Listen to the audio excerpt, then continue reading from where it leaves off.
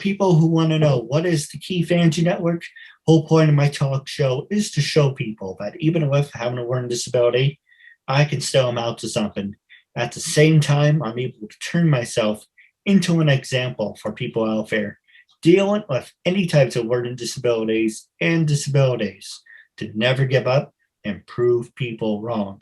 Prove to them that labels do not dictate who you are and who you want to be. Just prove to them and step out to something. So that being said, and we're going to start off with Ms. Amber, what can you tell our audience a little bit about yourself? As for proving you can do something, I'm in film and television. I got started fairly late in life. Most people start as children or in their 20s. I didn't start till my 40s. So it's definitely a fight, and you've got your challenges. No, absolutely. And Josh, welcome back. I think this is your second time on the show. Yes, it is. And for people who don't remember you from the first time, we will have a clip of you from the first one in the background. What can you tell our new viewers about yourself? I'm one of the founders of Cosplayer Nation. We did documentary all across America with cosplaying. We talked about the good, the bad, and the history of cosplaying in a feature-length documentary. Oh, very cool. And so on a scale of 1 to 10, how many cosplayers do you work with and do you know? I lost count. Trust me, I mean, because of the pandemic, I haven't been to conventions and other things like that. The last convention I went to was in 2018. I was a guest at Anime Fargo. I suggest if you are in the Fargo area to do some research and look into that convention. It's a decent convention, actually. As for rating cosplays, I don't really judge that much of cosplaying because cosplayers themselves really take themselves to a high standard, and most of them just love to do it for fun. There are professionals out there, of course, and other things like that. I'm sorry. I didn't mean to interrupt. I was going to say, out of everyone you worked with, because you worked with a lot of cosplayers, how many of them are actually actors? Oh, well, I only know one, Vic Mignogna. He's a voice actor. We've interviewed him. Ashley Eckstein, she did it once. She plays the voice of Sakatano. I do apologize, my tongue's a little twisted. From Star Wars, The Clone Wars, and all the clones from Star Wars, The Clone Wars themselves. He showed us, he cosplayed when he was a kid. So, but a lot of, not that many actors per se, I would say, that I've interviewed, but more or less the general public I've interviewed. So like I said, some professional cosplayers. There's one adult film star that we interviewed. I can't remember her name. She got into cosplaying because she just wandered into San Diego Comic-Con and thought it would be really interesting. Other than that, most people would know Yaya Han. We interviewed her, of course, at a convention. And the guy who created the word cosplay, Tokinishi Takahashi, in the 1980s, who coined the phrase cosplay because he couldn't write costume play in Japanese. That's really cool.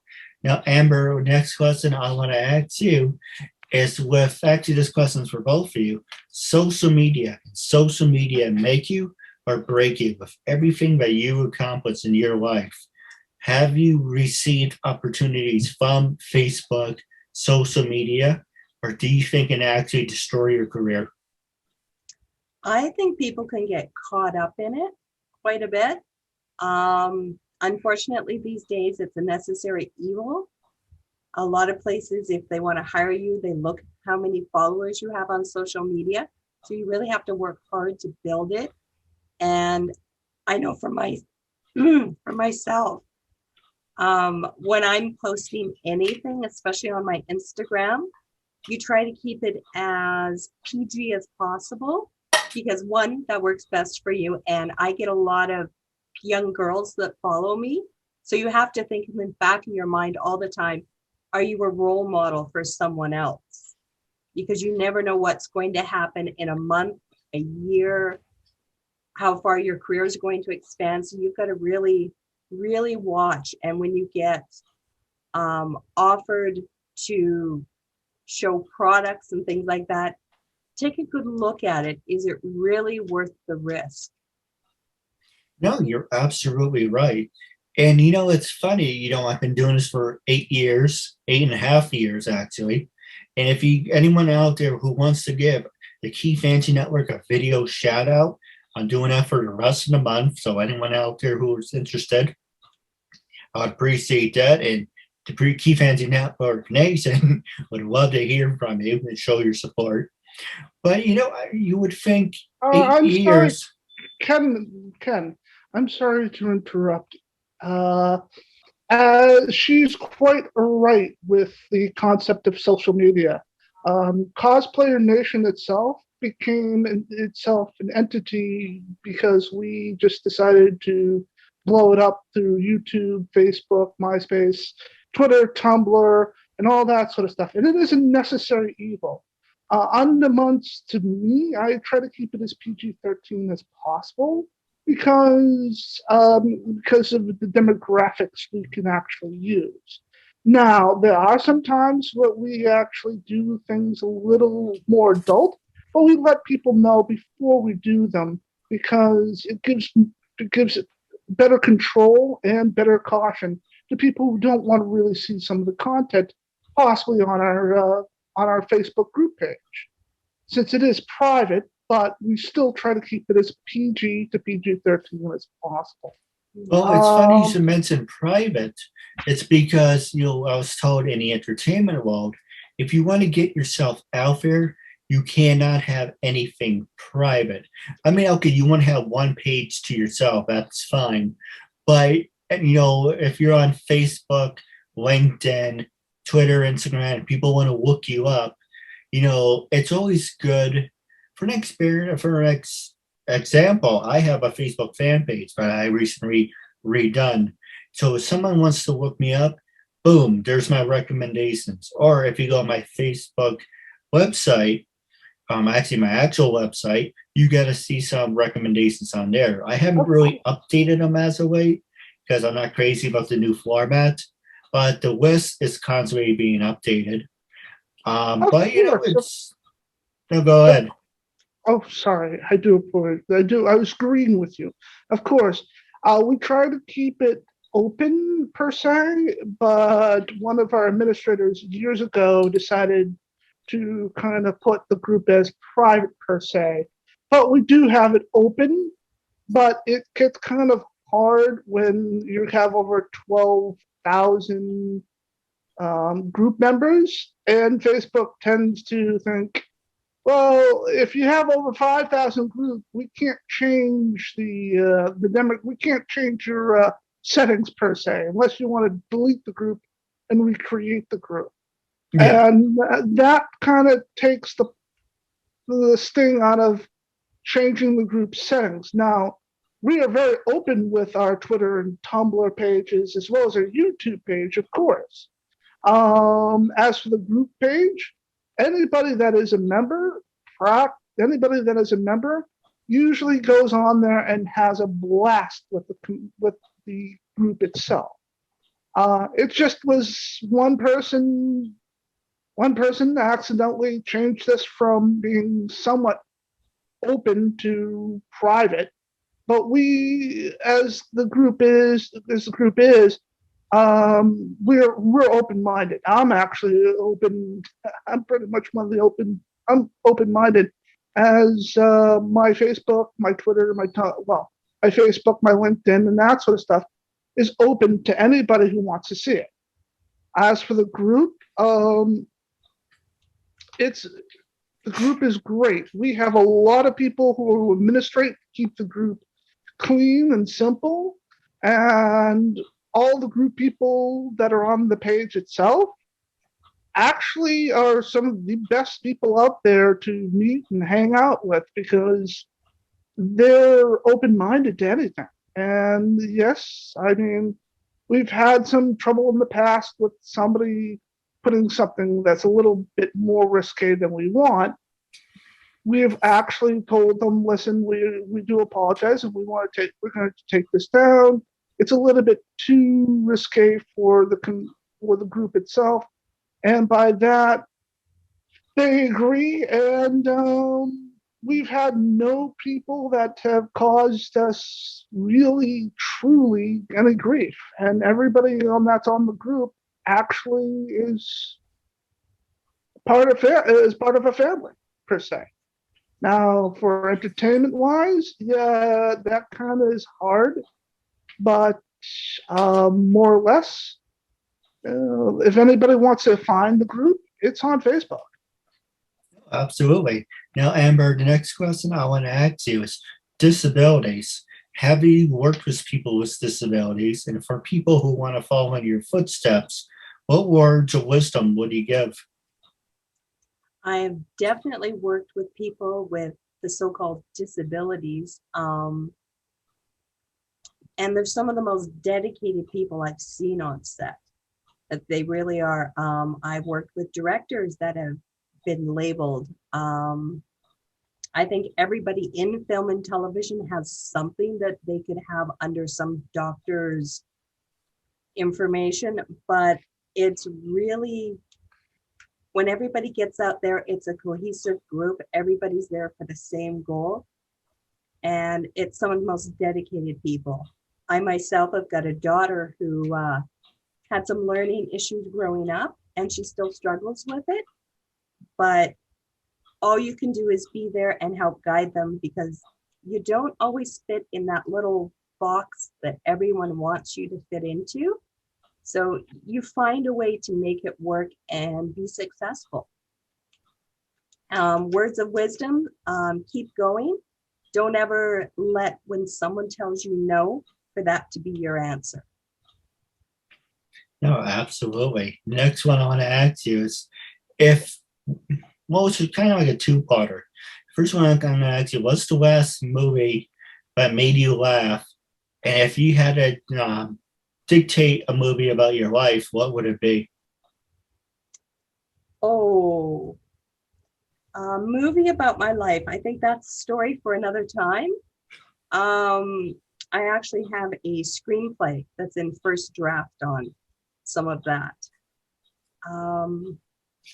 Probably the closest thing would be watching The Blind Side and watching that mother go in, take charge, and just struggle with getting everybody on the right path and making everyone included. That's probably the closest. The last funny thing I watched wasn't necessarily a movie or a television series. It was something that was put up a little while ago. It was Helen Mirren in a rap battle. And if you haven't seen it, you need to go look up Helen Mirren rap battle. It is wonderful. No, absolutely. Now, the next question I want to ask you is, actually, I'm going to ask Josh this one. Who inspired you, and what influenced you to work with people with disabilities, with cosplayers, and how many years has cosplayers been around? Oof, that's actually a hard conversation. Now, I do apologize to people out there that my cell phone's a little shaky. Actually, I have slight tremors in the hand, and it gets kind of hard to hold the cell phone in my hand, as well as a person who has special needs. I have severe dyslexia and stuff like that. I grew up with being severe dyslexic. And I could somewhat agree with what she said about things like that. And people, if you were hearing me limp, hearing me go, oh God, and that sort of stuff, I'm next to a window, so I'm hearing everything that's outside. I'm like, oh God, I hope nobody's hearing what people are saying outside. But cosplaying itself actually can date back as early as mankind sitting around a fire doing things. You got people who were high priests during the first civilizations, Native Americans. Those are not considered costume play, but it is considered a form of costume play because the priests would dress up in garments that actually they would never use day to day, or the Native Americans, like the ones that are in the Midwest, who dress up in the spirits that they believe that are around them, and the Shoshone and that sort of stuff. And they dress up in costumes that they don't use day to day, but during special events. If you look back when costume play was coming out to be, you would think of the Middle Ages, even the Greeks and Romans when they were doing plays or had special events that were going on. They were dressed up in garments that basically they wouldn't dress up in day to day, that would be used for ceremonies or plays or stuff like that. So cosplaying itself in some form has been around since the dawn of man. And it kind of, there is no pinpoint of, oh, that's the first cosplayer, even though, as we pointed out in the documentary, we had to go to, we had to start at some point. I mean, I was thinking of the 1950s, so the 1920s. But even you can go back as early as the 19th century for people who dressed up in costume in America. You can go back to the 17th century for the Europeans or other things like that. Cosplaying is, like I said, it's been around for a very long time. So is acting, of course. I mean, you think of acting as being professional as it is nowadays, but that's been around since, the first Greek tragedies that have happened, or Homer, or the Roman plays that happened. I mean, those are things that have happened throughout the generations, throughout the years, of course, that have coincided with each other, because an actor has to portray a character, so they have to dress up as a character to create the entity that has happened. Unless it's animation, then that, or video games, of course, that sort of stuff. But I would say, like I said, the first person who started to tell a story about a hunting season, putting mud on their face to talk about a hunt, or dressing or putting on a bear costume, a dead bear to show the hunt itself that happened. Those are things that, to portray a character, to portray something that has happened. No, absolutely. What? So now the next question I want to ask you is, how can your listeners get in touch with you? Are you on LinkedIn, Facebook, Instagram? I'm on LinkedIn. I'm on Facebook. I usually use Facebook mostly, but if they really want to get a hold of me, it's either Facebook or LinkedIn. And those are the two that I usually keep an eye on, because there are so many social platforms out there. There's so much stuff out there that it boggles the mind. I still remember having, in 1995, getting AOL and that sort of stuff, and seeing You Got Mail. and seeing how it has bloomed as it is. My bad, my phone. No, don't worry about it. And the next question I'll ask you is how can our viewers get a hold of you? Are you on Facebook, Instagram? I am. I'm on Facebook, Twitter, Instagram. It's just Amber Shaun for Facebook, and for Instagram, it's the reverse. It's Shaun Amber. I spend most of my time on Facebook, though. No, absolutely. You know, it's funny. For me, I always have my top 3 that I always use. Well, actually, top 4, but it depends on my mood. A lot of people say I'm moody. But, you know, for me, I use LinkedIn, Facebook, Instagram. Those are primary the top 3 that I use. Occasionally, you know, I will venture out to Twitter, but, you know, it depends on what you like. And YouTube, you know, I try to reach out, but I don't need the top 5. I just need something that you really need. If you know it works, don't look a gifted horse in the face and ask for more. Yeah, Facebook, Twitter, or Facebook, Instagram. Let's see, Facebook, Instagram, and LinkedIn. Those are the only ones that work. But I remember the other question I want to ask you is, do you have any stories about your career and funny moments you want to share?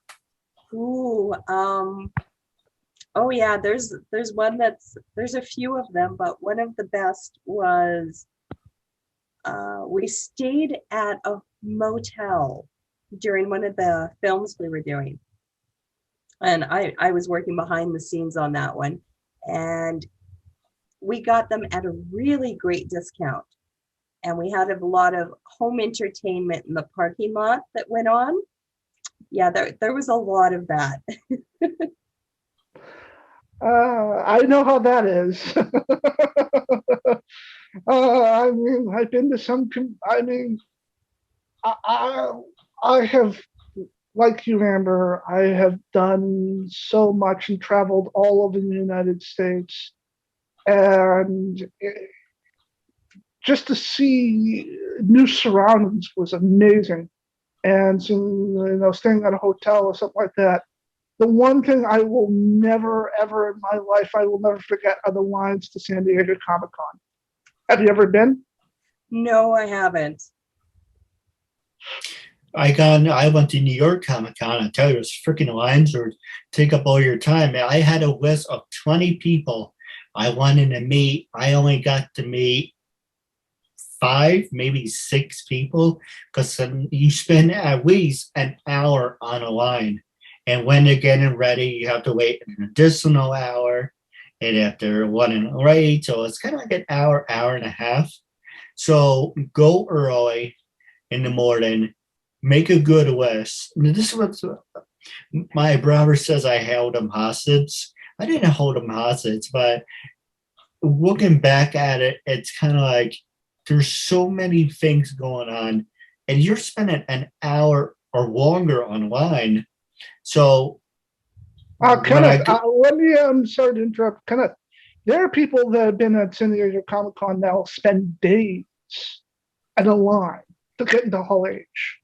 For instance, I'd flown into San Diego Comic-Con, and there was a woman who waited 3 days in line for a Twilight panel, passed out in the bus land, got hit by the bus because she was so exhausted. Wow.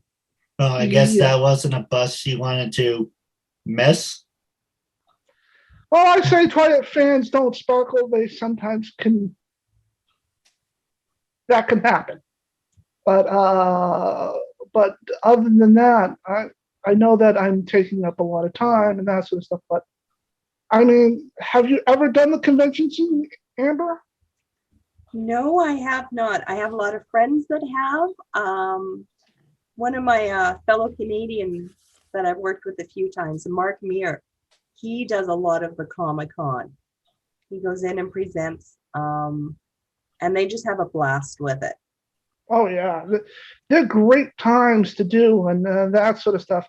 And other than that, I've been to New York Comic Con several times. I've done PAX East. I've done the big conventions. I even did a convention called Anime North in Toronto, Canada, which was quite interesting. No, absolutely. Now we're wrapping up the show. The Zoom's going over the limit. Actually, I'm going over the limit. But wrapping up, it was a real honor and privilege having you guys on the show. I want to say thank you very much. One thing I do want to promote is June of next year, June 10th at 8 p.m. East. If you want to add this to your calendar, I would love to have you guys a part of my 9-year anniversary celebration. I am having a couple events coming up. This August is the first ever KeithAndrewNetWork Anime Hall of Fame that I'm going to have exclusively on the Keith Andrew Network. I have 4 of the best Dragon Ball animators, voiceover actually not animators, the best 4 voiceover actors. We have Pan, we have Android 17, we also have the Team 4-Star Goku, and Monson Boo. So these 4 will be on the Keith Andrew Network Hall of Fame in August. Don't worry, it will be up and ready. If you have a question I wanted to ask, so it's just for viewers, make sure to like and subscribe to the Keith Andrew Network. And as I say, until we meet again, I catch you later.